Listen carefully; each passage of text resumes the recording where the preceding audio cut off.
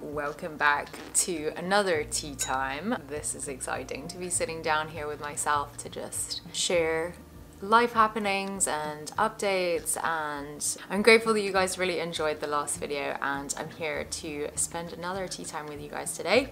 I had a slightly more glamorous tea brewing experience. If you were here last time, I did a microwave tea, which was not all that exciting.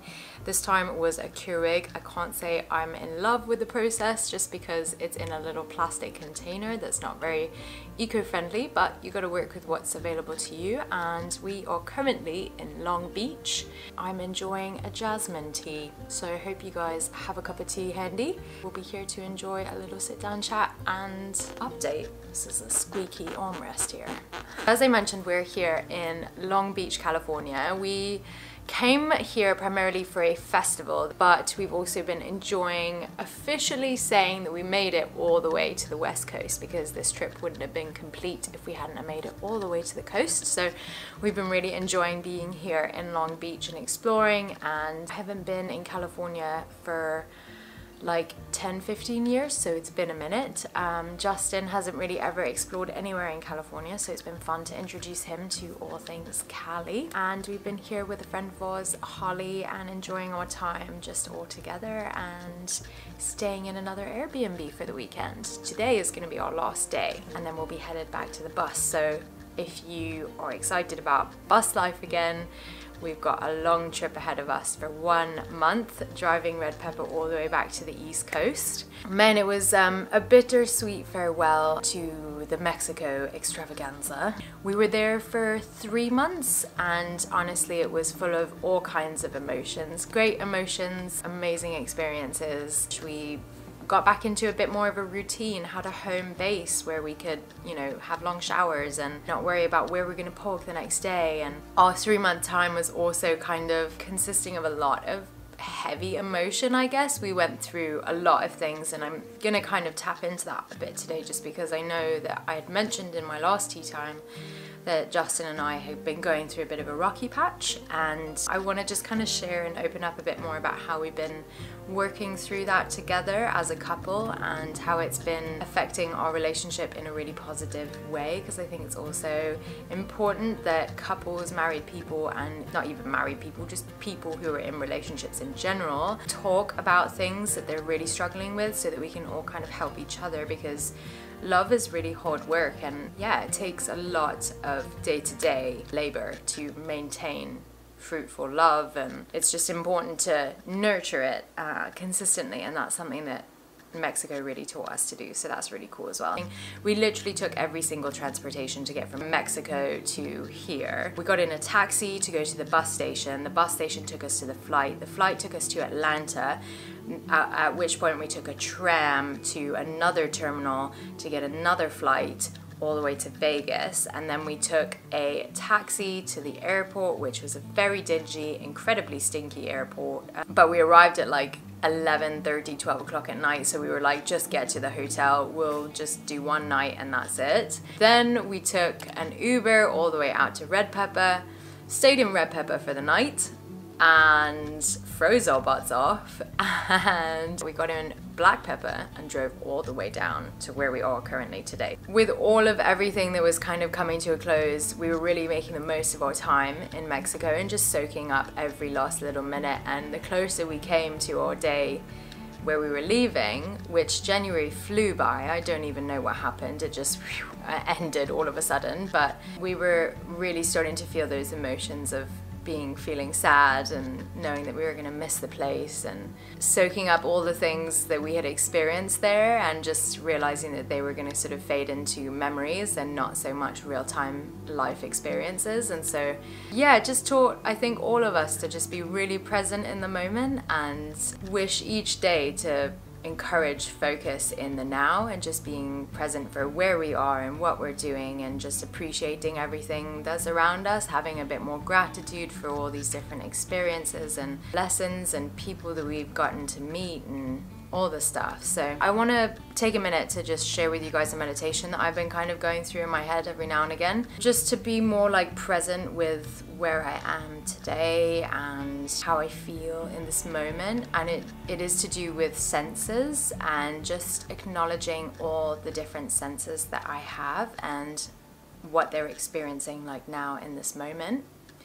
So obviously we have the 5 senses: the smell, touch, hear, see, and taste. I always like to just start my meditations with a few deep breaths with just my eyes open, just kind of like acclimate myself to where I'm sitting and just acknowledge where I am and being present here as I sit down. And then eventually I like to close my eyes and keep breathing deeply and find a rhythm with my breath that feels a bit more natural, so I'm not really like focusing on my breath, because that's not what this meditation is really about, but just thinking about all the different senses. So I'm going to start with like, what am I hearing? I hear the car noise and the fridge and my breath, some running water somewhere. Maybe someone's having a shower.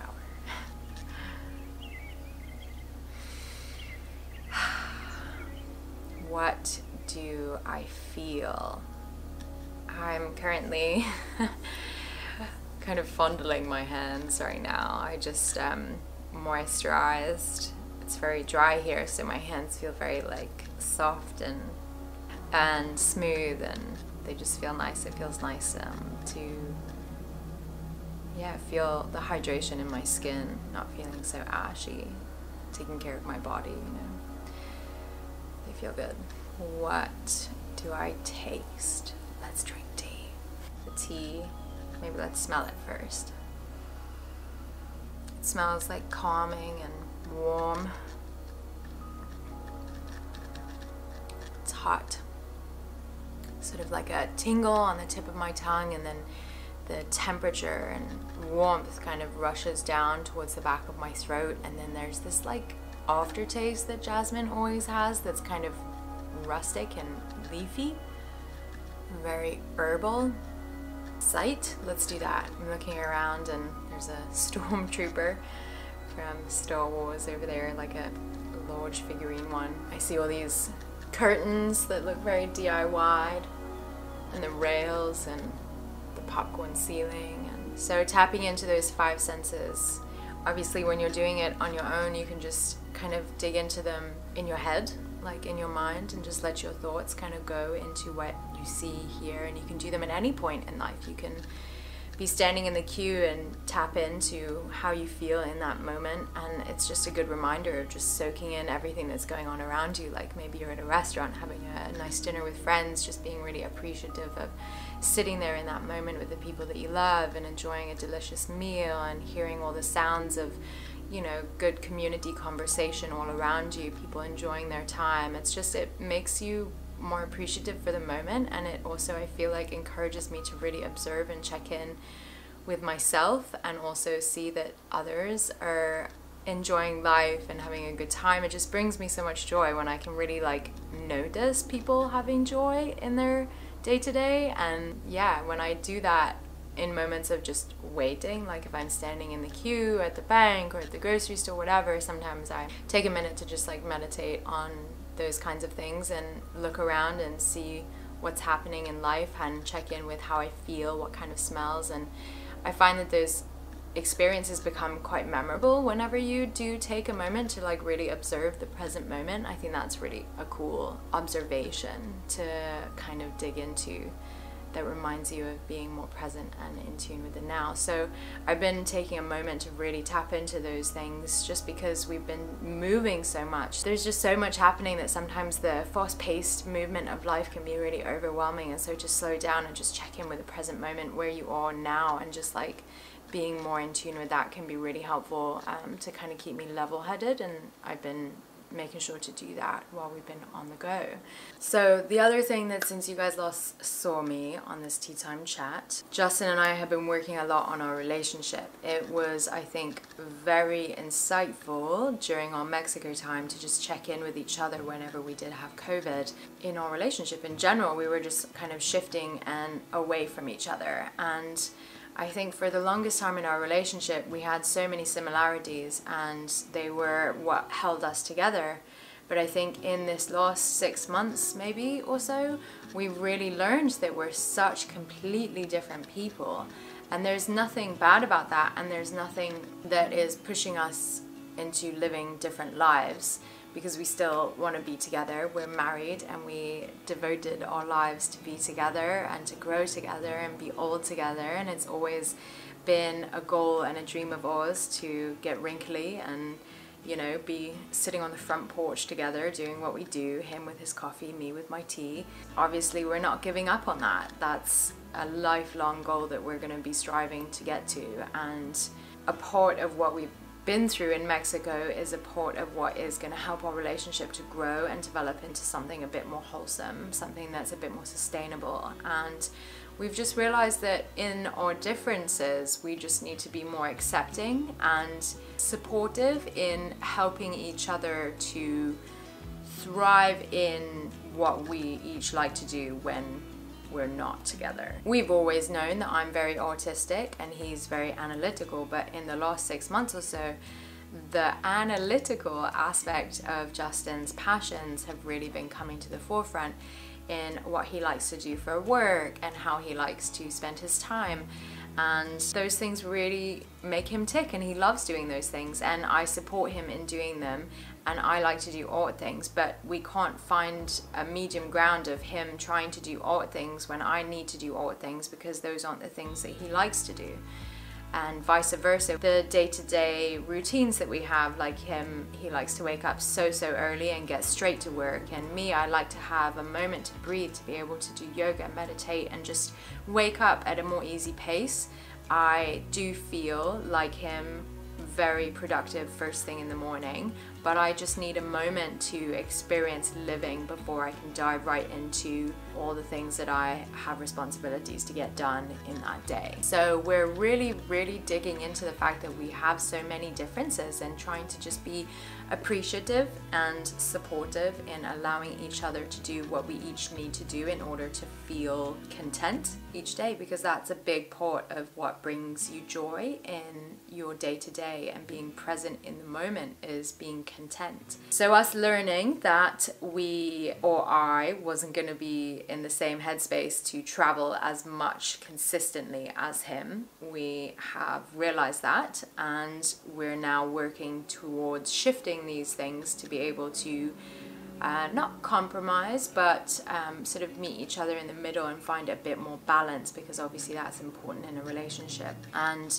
so we're going back to North Carolina, and we have some big things in the works that we will be sharing with you guys at some point. But basically we've just been more aware of what each of us truly needs, and we've been really responsive to finding ways to make those things happen, bringing those needs into fruition, into reality. Realizing that I need a home base and a space to be creative is obviously something that's important for me, and Justin is helping our family to find a way to make that a reality. And for me, giving Justin space from needing to be constantly present with creative work projects, especially being on YouTube, you do have to have a sense of creativity to be involved in creating YouTube videos. And so him kind of pulling back a bit, which is another whole situation. One day I will open up a bit more about what is really happening with our channel, but him pulling away a bit to be not so much in the forefront of our videos and not needing to think creatively and keep up with creation. It's really, that's just not what his strength is, and also not what he enjoys. And so being more understanding that that's something that I'm willing and wanting to take on, and him wanting to step further away from, is something that we're working through. Basically what I wanted to share is that each week now we've incorporated a new sort of like weekly meeting, which we call a love meeting.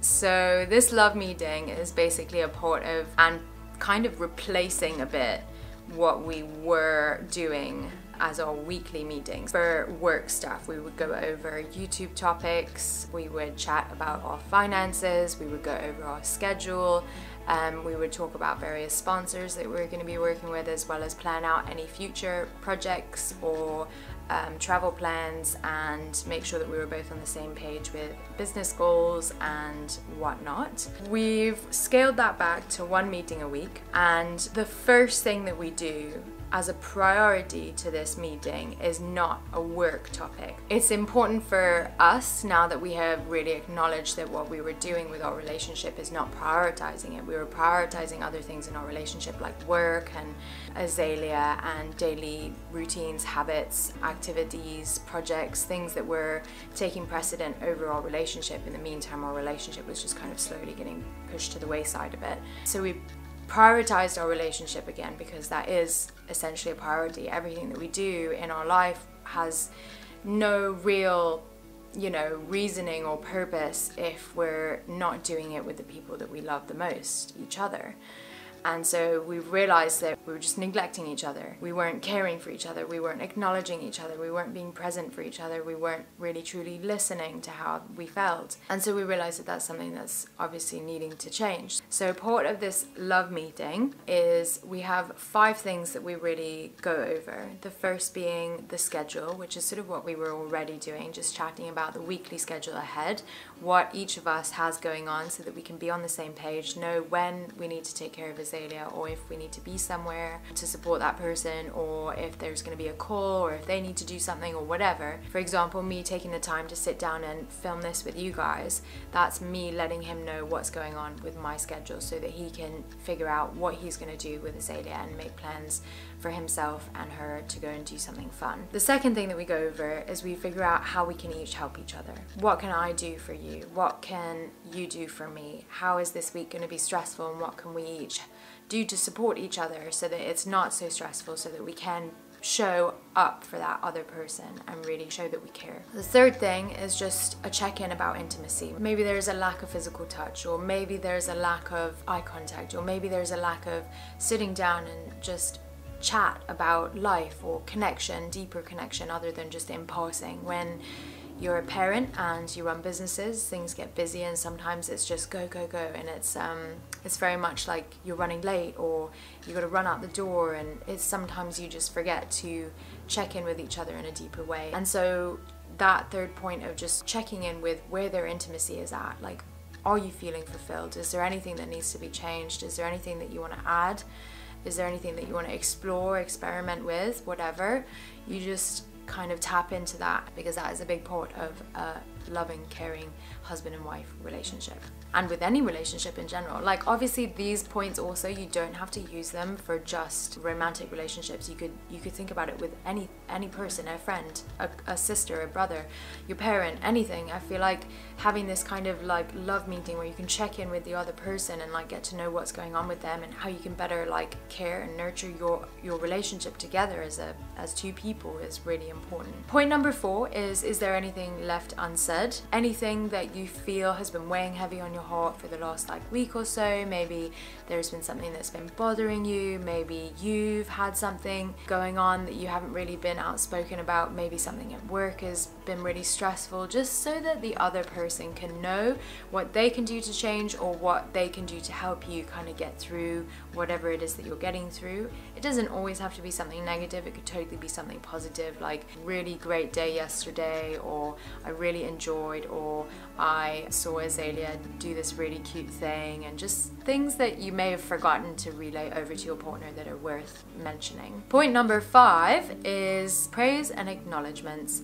Just giving your partner or your person that you're having this meeting with just a little bit of appreciation. Share with them what you're grateful that they have done for you, for the house, for themselves, something that you may have noticed that they've been taking time to do, and that can be really, really nice to just hear your partner just really show gratitude and like express that they have seen you do something. For example, thanks for doing the dishes, or I really appreciate that you did the laundry, or whatever it is. It's just really nice to hear that in real life and from the person that you love the most. So those are the 5 things that we've really been working on at the beginning of each meeting. And then after we've prioritized our relationship and talking about how we feel emotionally and as a couple, we then dive deeper into work and business chat.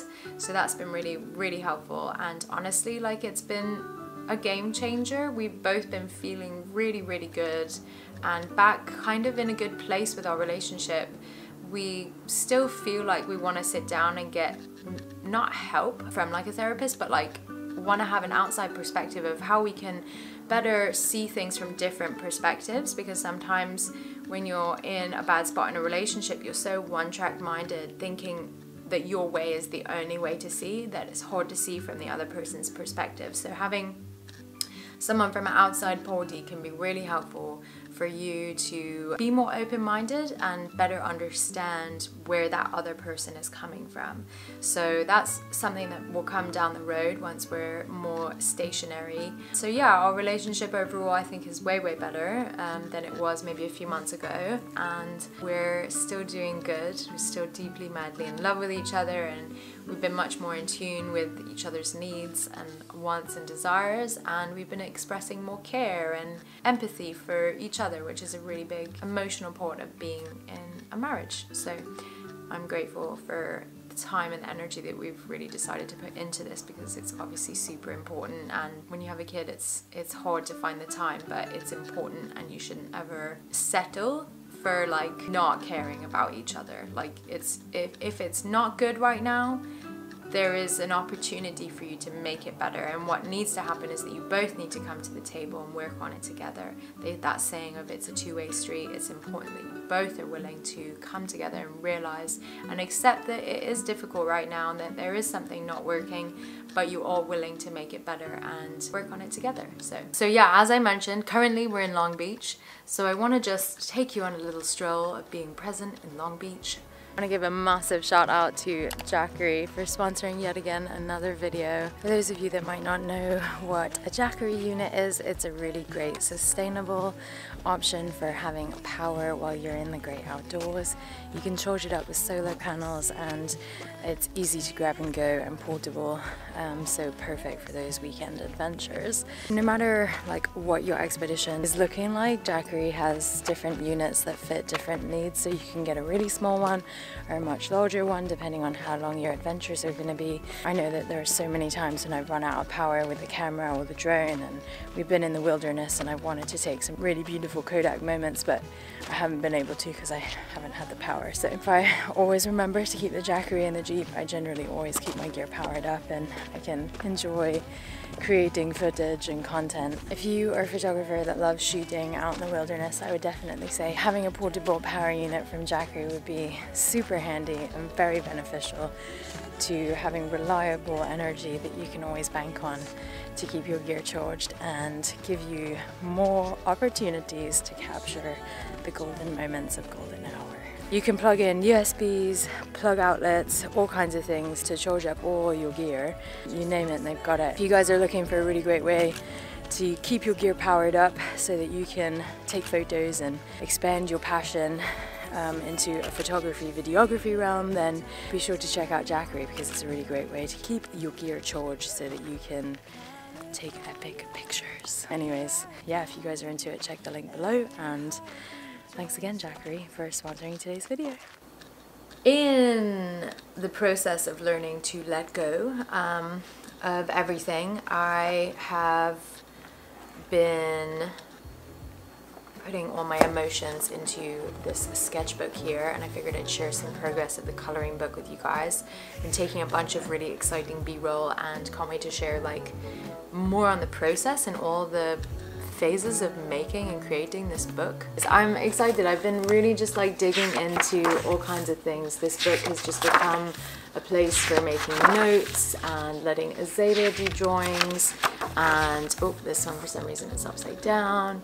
Working on like the cover. My most recent drawing that I'm working on right now is my favorite tree, which is pretty cool. It's been fun. I've been just letting all my thoughts and emotions and drawings and illustrations just kind of like come to be whatever comes on paper and whatever I'm in the mood. Azalea's been big into rainbows, and so I drew my version of a rainbow, and Justin wanted a tattoo, so I kind of drew out an idea for a design. And it's been something that's been really important for me to tap into, because it brings me so much joy to do that, and to find time for myself in the day is something that I'm realizing I need to be better about prioritizing, doing the things that really reignite my energy for joy, life, motivation, inspiration.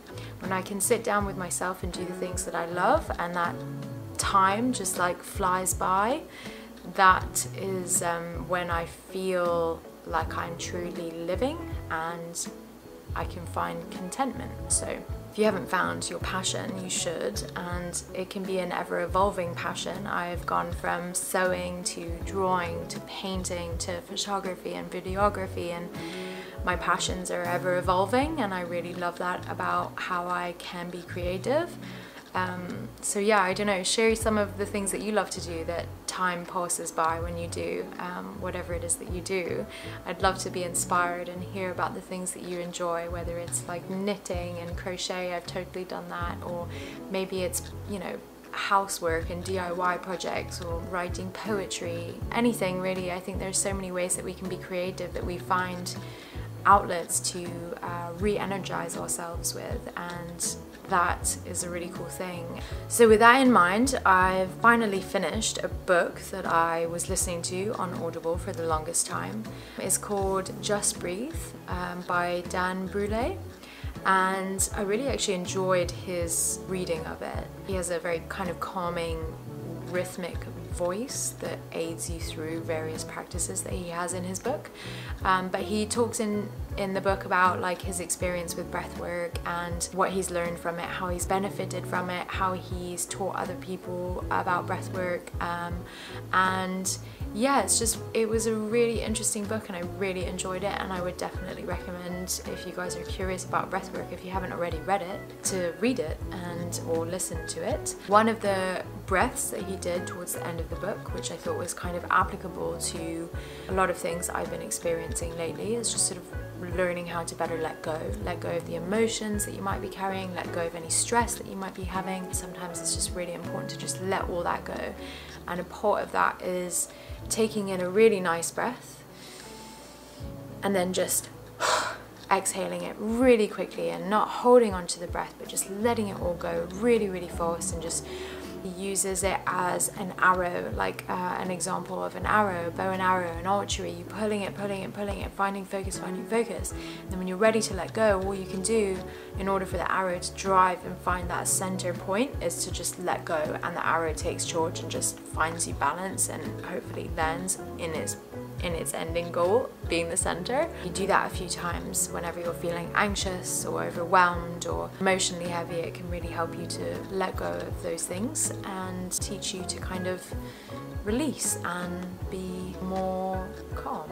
I really hope you enjoyed this video, found value in it. I know that 2022 has been good, bad, amazing, ugly, all the emotions already, as they are each and every day. I know that there'll be plenty more days to come where we can experience all kinds of emotions, and I'm grateful for each and every day, and I'm just grateful. I'm grateful for being here in this moment. I'm grateful for this super comfy sofa. I'm grateful for being able to sit here and talk with you guys as part of my work and release emotion, thought and experiences, and hopefully have you guys learn and find value in some of the things that I've been through. I think it should be a monthly thing to leave you guys with this tea time quote, affirmation, something to think on. This one is by Eleanor Roosevelt, and it goes a little like this. A woman is like a tea bag. You never know how strong it's going to be until it's in hot water.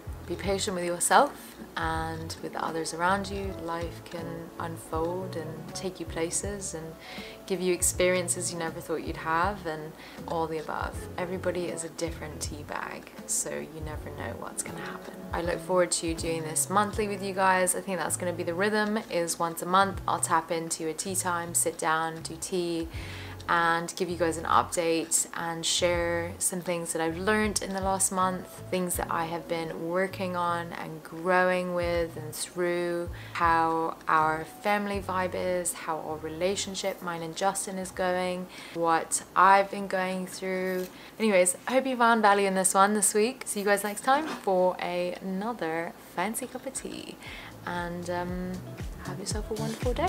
Catch you next time.